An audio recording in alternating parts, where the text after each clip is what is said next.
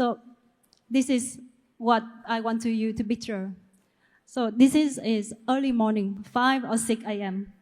I have in my car, back in the dark outside in the factory. Over there, I was trying to breast pump milk after 7 months of maternity leave.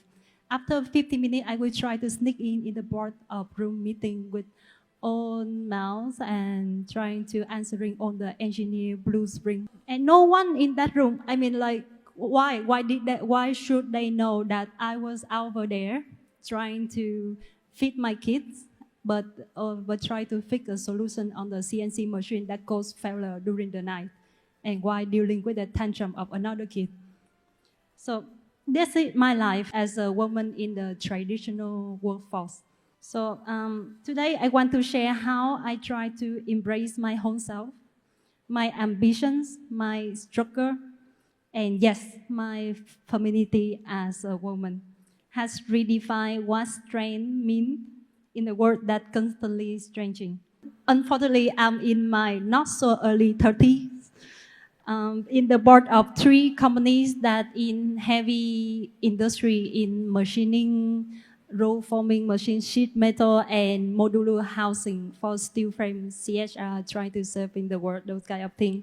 So our work globally export to more than 30 countries, so over across Asian Pacific to Europe or to America nowadays. And it's tough. This industry, I tell you, is male dominated and is rooted in deep down inside that in the table, woman not really rarely to see a side of woman sitting at the table. But luckily I'm here. I'm trying to fit myself in, leading team, mentoring young women, engineering, architecture, and balancing motherhood with a 24/7 career. So according to 2023 McKinsey report, they show women hold only 11% of leadership role in manufacturing globally. But in Vietnam, this number even lower. Here's the thing, diversity drives innovations. Company with over 20% of women leadership, she up to 15% higher in innovation in revenue. Money talks. The struggle is very real. Let me take you back to the moment that test me. I mean, many moments that test me recently. Like a major client frustrated with delay project, yelling at me and my whole team in the meeting, pointing fingers, saying, you directly at me, you shouldn't lead in this team, this technical team. You don't understand this drawing, this CAD, CNC stuff. His word very hurtful. It stunned. I remember that I was about to cry, but then I hold myself back because I face skepticism every time in my life as a woman myself and everyone sitting here today. So the same week, I have a critical failure of another machines in the factory because of the miscalculation that I make. I felt like a failure. Don't you ever feel like a failure? I question myself, is it because of me? Because of my sexuality? That because I'm a woman that I fail in this job? That I shouldn't be doing that? That I should listen to them that this male job shouldn't be run by a woman. But I cannot let that take away from me. I just push myself up, stand up, and carry on. Pull back the whole team, try to fix the problem, deliver the project. The other weeks, the client called back, apologize. We have knocked up a couple of beer, light beer, and we win another contract.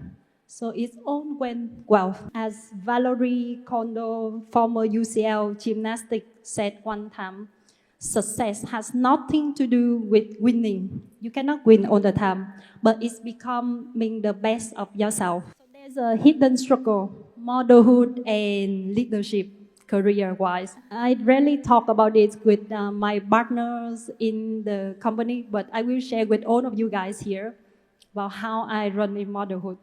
So I have my first two child, trying to do all the traditional woman breast milk pumping all the time. But I tend to hide myself doing that in the car, in the small chair under the table in my office.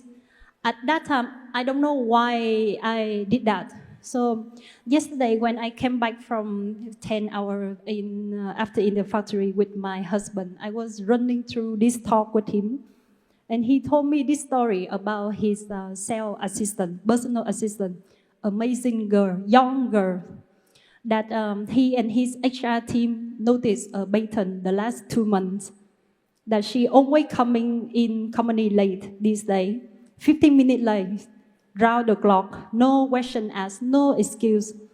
So he sat down with her, asked her, getting the root down of the problem, asked her like, why, what happened? She just with the monotone told him that at 1 a.m. till 5 a.m. every morning for the last 2 months, she had to take her brother who has late stage of cancer to chemotherapy. That's what stunned my husband. He feel guilty. He said like, oh my God, I didn't know. Do you need some help? Do you want me to tell HR to give you extra time, any kind of beneficial? She said no. This young girl said no. She doesn't want to be a singular out, doesn't need to be excused.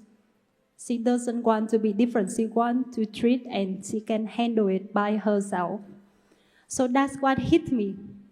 I don't want to be an excuse, to be a model as excuse. I don't want to do breast bump late at my meeting as an excuse, because we women are amazing. That's our superpower.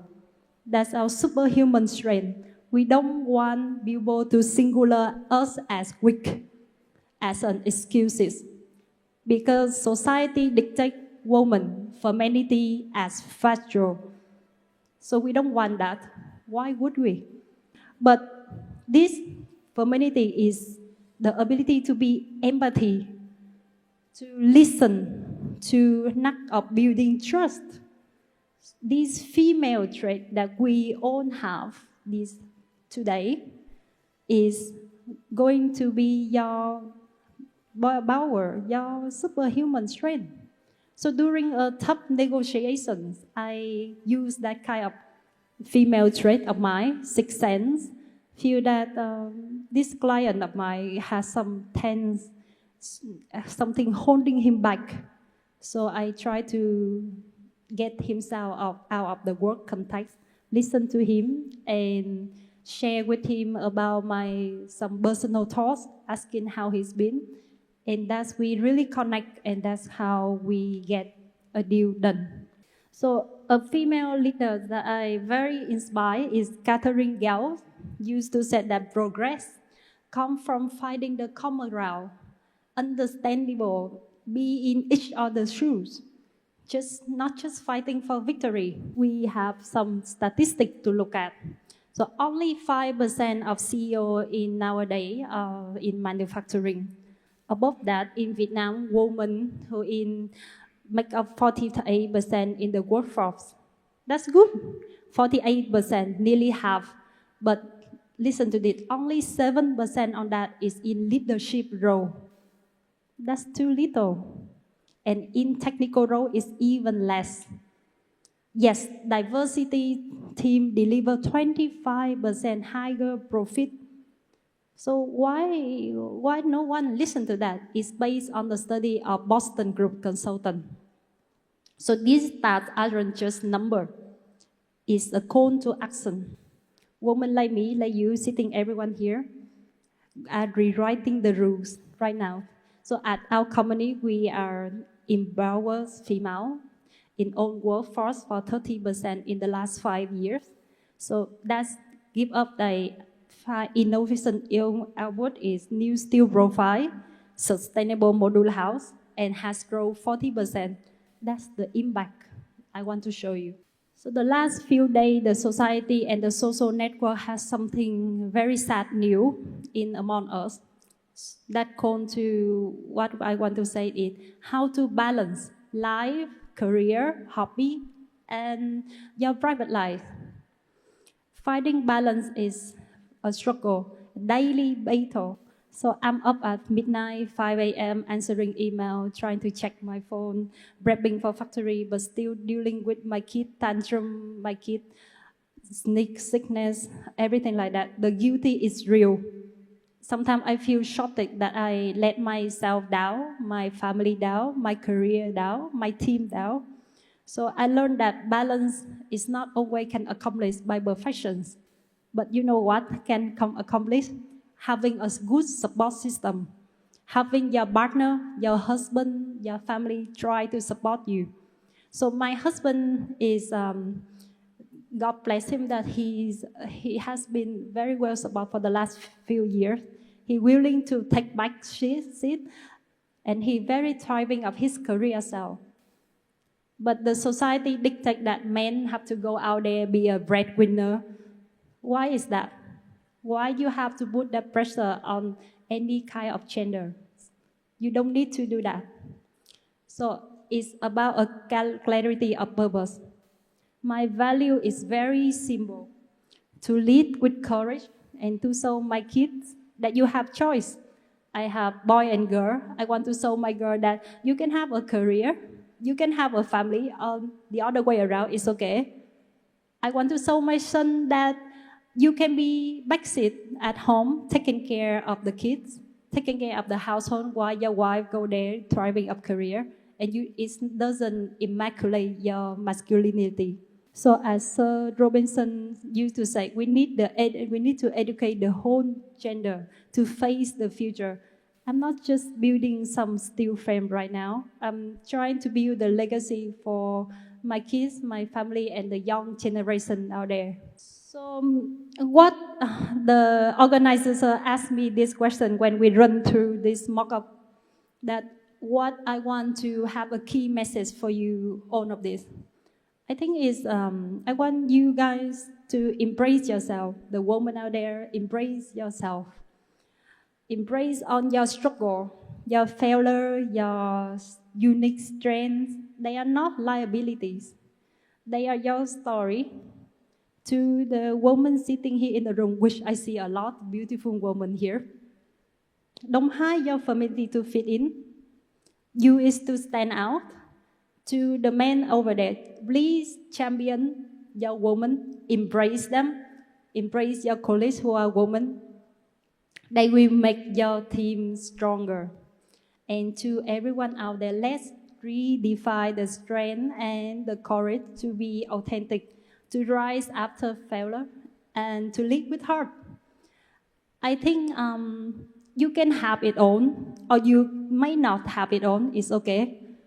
As long as it's for you to follow the path that you are not losing your identity with. Thank you.